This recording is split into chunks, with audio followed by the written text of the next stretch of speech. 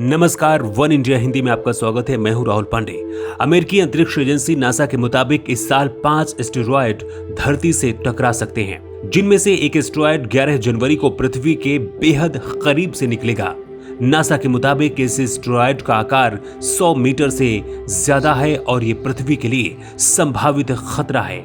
इस एस्टेरॉयड यानी कि क्षुद्र ग्रह के अलावा अंतरिक्ष एजेंसी ने यह भी कहा है कि एक ही महीने में 2 क्षुद्र ग्रह पृथ्वी के पास से गुजरने वाले हैं। हैरानी की बात यह है कि इनमें से एक का आकार एक बड़ी इमारत से भी बड़ा है। इस एस्टेरॉयड को धरती के कई हिस्सों से देखा जा सकेगा। नासा ने इस एस्टेरॉयड का नाम 2013 YD48 रखा है। द मिरर की रिपोर्ट के मुताबिक एस्टेरॉयड पृथ्वी से करीब 30 लाख मील के दायरे से गुजरेगा, लिहाजा नासा ने इसे पृथ्वी के लिए संभावित खतरा करार दिया है। अंतरिक्ष एजेंसी नासा पृथ्वी के 120 मिलियन मील के भीतर से गुजरने वाली किसी भी वस्तु कोरोनर अर्थ ऑब्जेक्ट के रूप में वर्गीकृत करता है और ऐसे किसी ऑब्जेक्ट को पृथ्वी के लिए संभावित खतरा मानता है।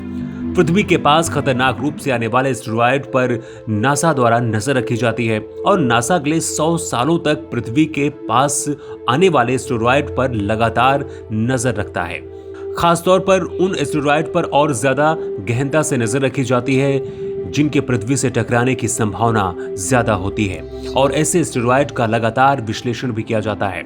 नासा के अनुसार एक क्षुद्र ग्रह को 4.6 मिलियन मील के भीतर पहुंचता है और 150 मीटर से बड़ा होता है।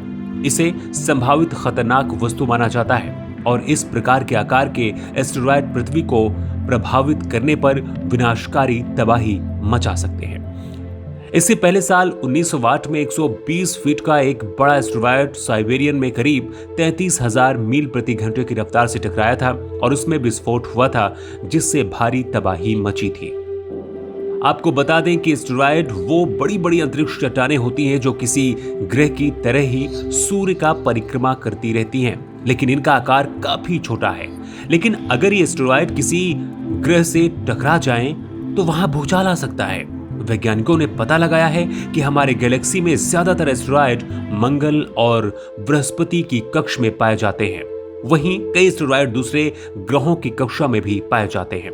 आपको बता दें कि 30 जून 1960 में रूस के साइबेरिया में तुंगुस्का नदी के पास एक बहुत बड़ा विस्फोट हुआ था। नासा के मुताबिक आधुनिक इतिहास में पृथ्वी के वायुमंडल में एक बड़े उल्कापिंड का पहला प्रवेश तुंगुस्का घटना के रूप में ही हुआ था। कहते हैं कि कई मील ऊपर हवा में जोरदार विस्फोट हुआ था और उस विस्फोट की ताकत इतनी ज्यादा थी कि 2150 वर्ग किलोमीटर के क्षेत्र में तकरीबन 8 करोड़ पेड़ खत्म हो गए थे।